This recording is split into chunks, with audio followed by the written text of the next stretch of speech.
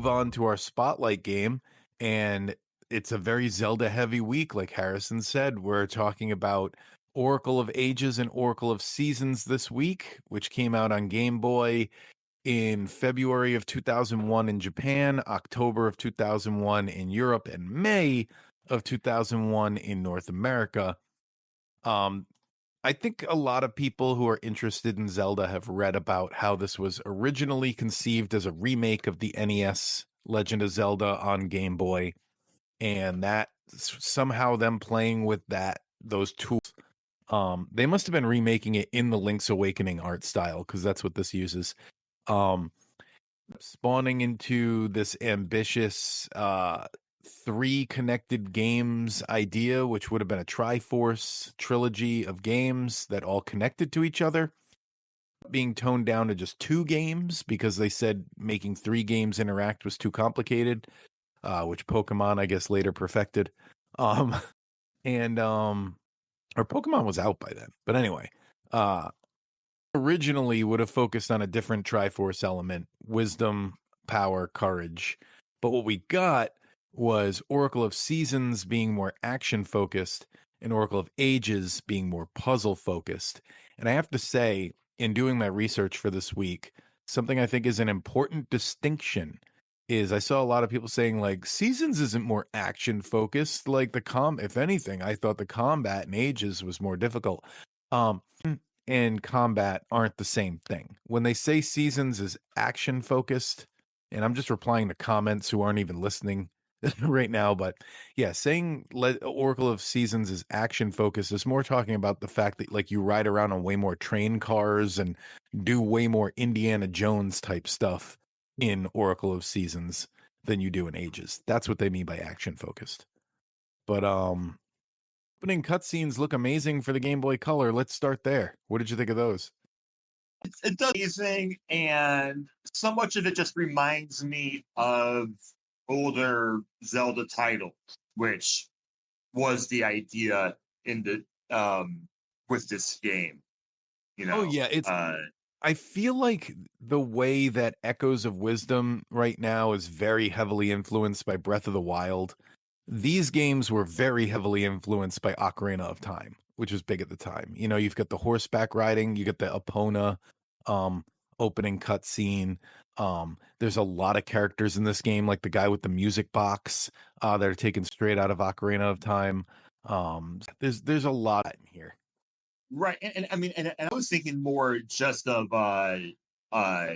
Link's Awakening, Link to the Past, and then really worlds, but I see a lot of connection with with those games as well, which also kind of connects with the timeline of this story.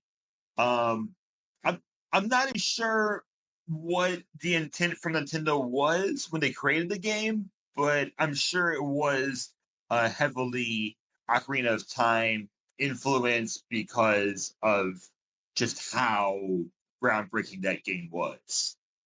Sure, like it was definitely on people's minds, you know. So they had to, just like Breath of the Wild right now, they had to assume that was a lot of people's entry point to the series and play off of that. Oh, something did always feel a little off about these games to me. I don't know what it is about it. They feel a little like fan made game at points, like using the Link's Awakening engine, and just kind of I don't know. It just feels a little fan matey at certain points. That's probably where I'm getting the Link's Awakening inspiration or idea from. And the only thing that I thought was I need to finish this game to find out whether this Zelda game and why it would stand out from another Zelda game. So Well, I I'm gonna wanted be to pretty talk about the ending. I hope that spoilers. sure, yeah. So that one thing I'm sure you saw in my notes here is this this is always a major problem I've had with that Zelda timeline is that we see in this game's ending the shot is almost identical to the opening of Link's Awakening. So it was always crystal clear that these games were meant to be a lead directly into Link's Awakening. These come right before Link's Awakening. It's like one of the only examples in all of Zelda history that we had a clear A to B. The only other one I can think of is, well, obviously Tears of the Kingdom now, but Majora's Mask definitely picks up at the end of Ocarina of Time. But it's very rare that we get that. And a little while later, after putting out the official timeline where that was correct, Nintendo for some reason changed the position of the games on their website. These take place after Link's Awakening, which doesn't make any sense to me because, like I said, it's all identical. The cutscene of Link leaving on the boat at the end, and then you see that same shot of Link on the boat out on the waves at the beginning of Link's Awakening. So I don't understand how they could say these come after if it ends where that game starts. I've just always thought that the timeline was kind of nonsense. I think the problem was that the concept of a multiverse wasn't as popular back then. So I think the Zelda universe is much more of a multiverse. It's like each game has like the series itself has canon events, like in the Into the Spider movies. Um, and each game kind of decides how those canon events fit into its history because games on other sides of the timeline reference each other. You know what I mean? Like the games in two separate timelines reference each other, which shouldn't be possible if they're on separate timelines. So, I don't know. I've just always had problems with that. Each Zelda game should just be viewed as a fresh start. And then when it references an older game, you're like, oh, okay, so that happened in this game's world. And each time you just have to piece together what this game's world is. This, so it's on it's the official Nintendo website that says that. Yeah, the Uh, official Nintendo website moved and I think in books that after Hyrule Historia where they reference the timeline, uh they they moved this position. These games, I should say. so to be clear, and then of course I haven't finished the Oracle games yet. So in Link's Awakening, you defeat the Shadow Nightmares, and then what happens in Oracle? Or they try to revive Link, or they try to with the fire, the elements. I can't remember. However, Oracle stand. Ends Yeah, with Link going out on a boat that the yes. boat he's on at the beginning of Link's Awakening, and everything that happens in Link's Awakening is almost irrelevant because it's in a dream world. Um, but I think they're supposed to argue that all of the things that connect these three, you could say, um, would be Link dreaming about. The reason they connect is Link's dreaming about the things he did in these games. So on the official website, leads into Link Between Worlds.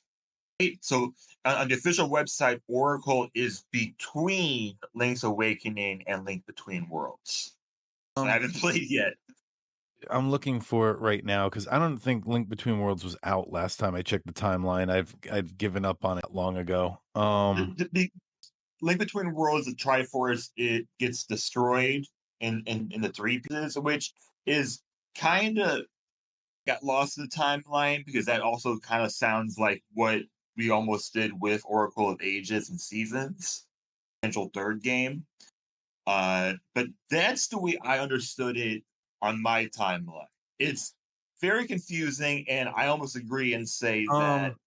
Here on a Reddit post, and I don't know if this is the new move, but it is a fact that Nintendo did move these in the timeline. And it looks like they may have moved them back because I'm looking at an updated Reddit timeline. This looks official. Um, where I guess it goes to the past on Super Nintendo, then Oracle of Ages, Oracle of Seasons, Link's Awakening, the way it should be, and then Link's Awakening goes into A Link Between Worlds. I think it can go away, which is, I guess, going back to your original argument, isn't it? Yeah, that the timeline doesn't matter. They could almost all Because go either way. yeah, there's a way you describe the Triforce, and Link ends on an island, and you got to help Link in the beginning. And there it is, and even like Echoes of Wisdom. This is the last time I'll bring it up today. Um, it's just like, oh, there's a rift, and it's taking everything, and the rift is a bad thing, and it's just like it's Oh, so secondary sometimes to like, let's just get to the action, like let's no, I have just an get to update here. It's the game. still wrong. Because this is the official Zelda timeline that was released a few weeks ago to incorporate Breath of the Wild and Tears of the Kingdom. Okay. And the official one has Link's Awakening leading into Oracle of Ages and Oracle of Seasons, which doesn't make any sense based on the ending. That's what I said. Yeah, yeah, yeah, yeah. So you defeat the Shadow Nightmares, and then Oracle of Ages. Who are those people that try to help Link in the beginning and um up so badly? The Triforce being destroyed in the end would lead into Link Between Worlds. Yeah, that's how this official one goes. You were right about that. But That, like I'm like that my major hang up is that Link's Awakening can't come before these games. And I think when you were asking about the characters at the beginning, are you talking about like Nehru and oh what's the other one? The characters that are music at that the beginning? yeah, yeah, exactly. Whoever they are, I didn't write it down. In Whoever it is, or the ones they force. right? So I now I'm gonna get, but because I think, as you said, it could go either way, where it could be I don't Link's think it can. Awakening. Major hang up. You You clearly made an ending that leads into another game, and now you're telling me that other game comes first. It can't can't go away. between worlds, but Link Between the Worlds, you're Link you're hung up on. I'm not even thinking of Link Between Worlds. I'm just talking about Link's Awakening cannot come before Oracle of Ages and Oracle of Seasons. That's the thing that upsets me. in another dimension. I don't know. I don't know. Link Okay, Between okay. Worlds anywhere. I don't care where that game goes because it doesn't have a cutscene that directly ties into a different game. That they clearly the it's almost in to the people who made these games. Like they clearly programmed this game saying, "Oh, and this will be cool. We'll have the ending directly lead into Link's Awakening." And then for some reason they were like, "Nope, it doesn't anymore." Even though it clearly does. That's the only reason why I brought it up is because I had played the other game, and if it did lead into something, then it Oh, and this will be cool. We'll have the ending directly lead into Link's Awakening. And then for some reason they were like, "Nope, it doesn't anymore." Even though it clearly does. that's the only reason why I brought it up is because I hadn't played the other game, and if it did lead into something, then it would have changed it. I'm speaking hypotheticals. I'm speaking hypotheticals over here. You're That Zelda doesn't X, but Link Between Worlds doesn't change anything about what I'm saying because it comes after right? both of these games. So I, I got it. I just I, and this is why the Zelda timeline is garbage because you about it any way you talk about it, you could make an argument for the games in almost any order, which people did on the internet for years before Nintendo released their version of the timeline just to stop people from arguing about the timeline, which didn't work. this is only what I look at the same timeline that you're looking at now, and I tried to make logic out of it. So that's Another big problem with the timeline to me, while we're on the subject, is I hate that there's a fallen hero timeline. It doesn't make any sense because technically there would be a timeline split every single game if that hero failed. So that's just a minor nitpick. And I know you could say, like, well, maybe they just haven't made the games in those timelines yet. You know they're going to. They're just saying this is the only hero that mattered. And in the timeline where he failed, here's what happened. And I don't like that either. yeah, it's true. Fallen Hero has always seemed a little bit silly in the video game world. Like what else is there? I don't know. Like you're very rarely like a protagonist that just has everything. By the way, the Um, most games in the timeline are in the Fallen Hero timeline. So the entire Zelda Hyrule history, basically the majority of what we know about Hyrule history depends on the fact that Link in Ocarina of Time failed. And that's kind of a bummer. Games in the Fallen Hero timeline are A Link to the Past, Link's Awakening, Oracle of Ages, Oracle of Seasons, Link Between Worlds. What am I forgetting? Phantom Hour, not Phantom Hourglass. The original NES Zelda is in that timeline, as is the sequel, the Link's Adventure follow-up. So like, there's like 6 games in that timeline versus the other timelines only have like 3 or 4. yeah, yeah, six major titles. Um, six very big games. I don't know. It always like whenever we try to define the eras. I mean that really start to get lost. Um, I can kind of follow a timeline if you want to define it that way, but also I can kind of just ignore it as well and think this might just be Zelda in another other dimension. Yeah, it's a You multiverse. know? That's how I look at it. Yeah. Each game, its own separate universe, separated by art styles. So yeah, Oracle. I think do you think the chances of us getting a quality of life Oracle remaster on I'm gonna call it the Switch 2 at this point. On the I don't Switch 2. know. I know people online were really hungry for it when Link's Awakening remaster came out, but I don't know. I don't know if I see them remaking these games because they're kind of in the series. They're some of the least referenced games in the series as far as like when they make references to other games. So the fact that Capcom made them probably is something that Nintendo wants to draw attention away from them.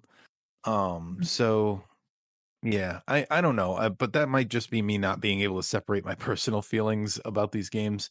So I don't think we'll ever see it, but Nintendo has definitely surprised us in the past. Think I saw a lot talked about in the initial reviews for this game were just the lack of buttons you had Yeah. on the Game Boy Color, and I'm like, well, uh, not big deal anymore. But that was I also a just criticism of the Link's Awakening remake is they didn't really address that much. Like, still kind of kept you to the 2 equipable items in that, didn't they? uh did they address it's been so long now. Like, did they address it with the D-pad? It's been a while. I thought they did, but I might be wrong. I bet that it's something that I think is a game that they can make and would not cost them that much money, and two, they can make better with some simple quality of life improvements. But you're probably right with Yeah, the and Capcom sorry, I as well. fact checked it and the quality of life they kind of improved was you could hold R for shield and L for dash, so you didn't have to equip those things anymore. But other than that, yeah, you had to stick to the 2, and obviously you had a button for your sword. But they still kept it to only 2 items you could equip. They did improve upon it a little though, because in the original you had to, 2 slots had to be used for your sword. I'm gonna circle back, but how about any other handheld Zelda games for the Switch successor? So we're talking Minish Cap, Phantom Hourglass, Spirit Tracks, Those and I could see at least yeah. getting ports because it seems like they're gearing up for putting out DS games. It seems like they're ready to resell those to us. um, I could totally see Spirit Tracks and Phantom Hourglass coming out. Hourglass, Minish I don't know they'd get around it depends on how the Switch 2 is set up because Phantom Hourglass is notorious for having exclusively touchscreen controls. is Switch successor, like what I think is what is in play. Oracle games, possible. Minish Cap, possible. Phantom Hourglass and Spirit Tracks, I'm gonna say more than likely. Link Between Worlds, almost for sure. And I'm gonna Yeah, predict I'm gonna predict that we get a Link to the Past remaster remake in the next generation. I wouldn't say no. We have one already. I mean, one of the most classic Nintendo games of all time, and it's been a long time since we got that last remaster, whatever we call it. So, do Oracle games hold up today? I know it's kind of an oddity. I know you mentioned that it's kind of a almost feels fan made. I'm saving my opinions for when I finish it. I will finish these games. Do they hold up today? I still think they do. All the Zeldas do. They're I don't know if they could definitely use, like you talked about, some better equipping options, but once you get past that, the gameplay's solid, it's responsive, it's everything you expect out of a Nintendo title. It's the puzzle solving is always fun. So I hello? Yes. Okay. For me, you cut out for a few seconds. So, listeners, sorry about that.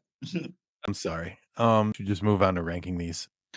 um, yes. Oh, wait. I need to talk about Ricky real quick. Okay. Yeah. How Another about? thing that feels out of All, place to me. first of all, I wanted to say that I think Ralph, though the character name is wild, is a crazy Zelda character named Ralph.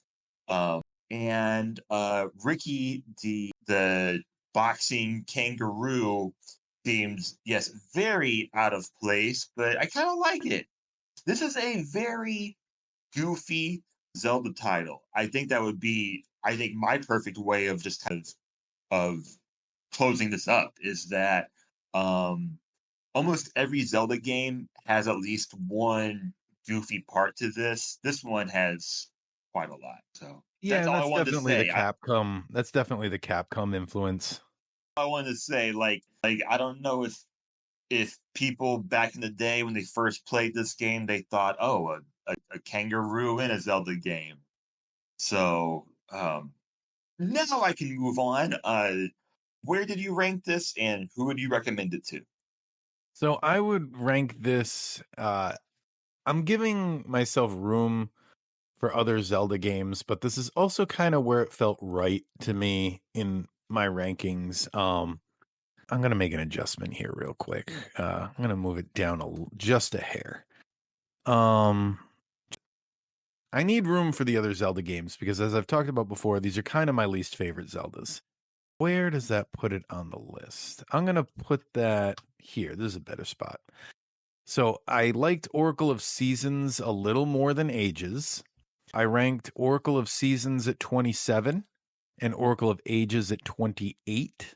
That puts them in between Yoshi's Story and Mario Golf.